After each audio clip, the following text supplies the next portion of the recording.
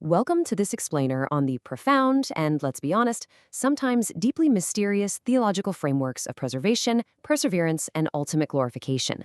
Today, we're diving right into Dr. Robert A. Peterson's lectures to unpack this systematic theology. So, if you've ever wrestled with how God's divine promises actually interact with your own daily human choices, you are in exactly the right place.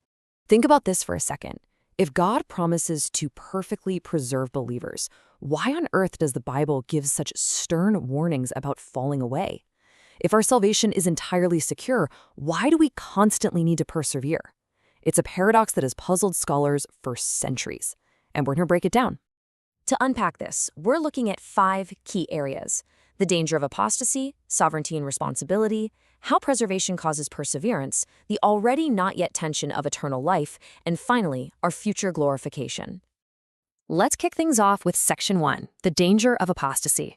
Dr. Peterson lays down a really helpful baseline definition here. Apostasy is, quite simply, a departure from a previously professed faith in Christ. Now, that word professed is doing a lot of heavy lifting.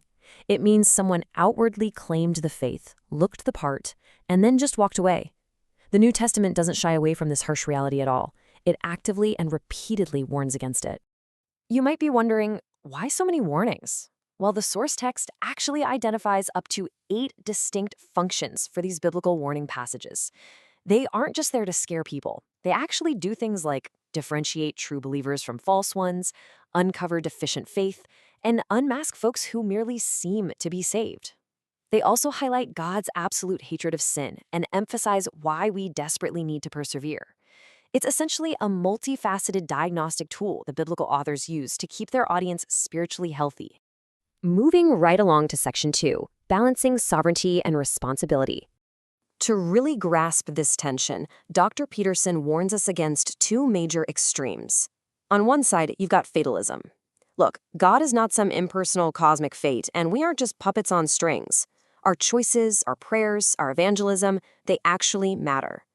But flip it around to the other side, and we absolutely have to reject absolute power to the contrary. I know it's a mouthful, but it's basically the absurd idea that a created human being has the sheer power to totally derail the Creator's sovereign plan.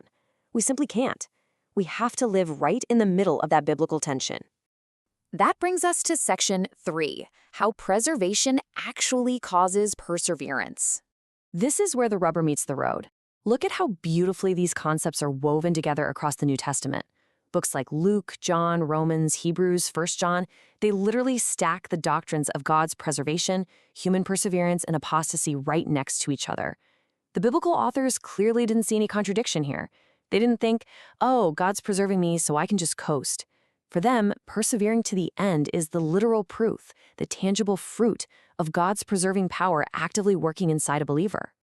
To clear up the apostasy side of things, Dr. Peterson points us to 1 John chapter 2, verse 19. If they had belonged to us, they would have remained with us. The grammar here is so revealing. It's a conditional statement, basically saying that those who eventually fall away are proving they were never genuinely believers in a deeper sense to begin with. Sure, they might have looked the part outwardly, but their departure proved the faith wasn't real. True believers, by definition, they stick around. They persevere. You can see this exact dynamic play out masterfully in Hebrews chapter 6. The author is dealing with a mixed bag of a congregation, some true believers, and some folks maybe just going through the motions. So he uses a deliberate 4-step progression. First, a strong push to persevere. Second, a super intense wake-up call warning about apostasy. But then third, he pivots to comfort the true believers with assurance of their salvation. And fourth, he drops a massive anchor of assurance regarding God's absolute preservation. It's just brilliant pastoral care.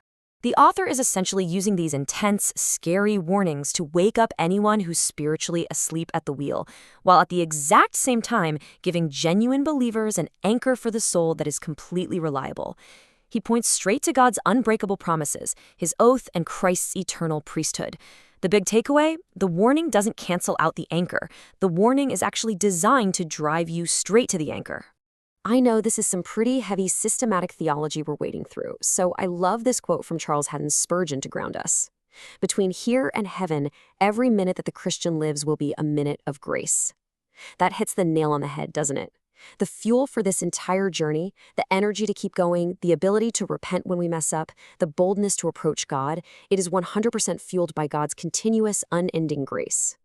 Let's shift gears to Section 4, Eternal Life, and the tension of already but not yet. When we talk about the ultimate destination, the source material points out this really fascinating already, not yet tension.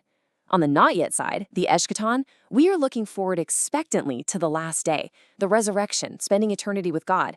That's our future hope. But, as the Apostle John loves to point out, there is also a huge already factor. If you trust in Christ, that future life has essentially time traveled and invaded your present reality. You actually possess eternal life, right now, today. And finally, Section 5, our future glorification. This is the grand finale, where this whole journey of salvation is heading. And guys, glorification is so much bigger than we usually think. It isn't just about narrowly escaping the punishment of sin. We're talking about being fully restored as God's true image bearers. It means getting physical, imperishable, glorified bodies and actually participating directly in Christ's glory. Plus, we won't be floating around on clouds in a vacuum. We will be living in a perfectly renewed creation, the whole cosmos totally liberated from corruption. It's a complete, top-to-bottom transformation of us and the entire universe. We've covered a ton of ground in this explainer today, from those stark warnings about falling away to the absolute rock-solid promise of God's preservation, all the way to this awe-inspiring picture of cosmic renewal. So let me leave you with this to chew on. If you truly internalize this framework, how does the absolute guarantee of your future eternal glorification change the way you persevere in your day-to-day life right now? Thanks so much for joining me, and keep digging into these incredible truths.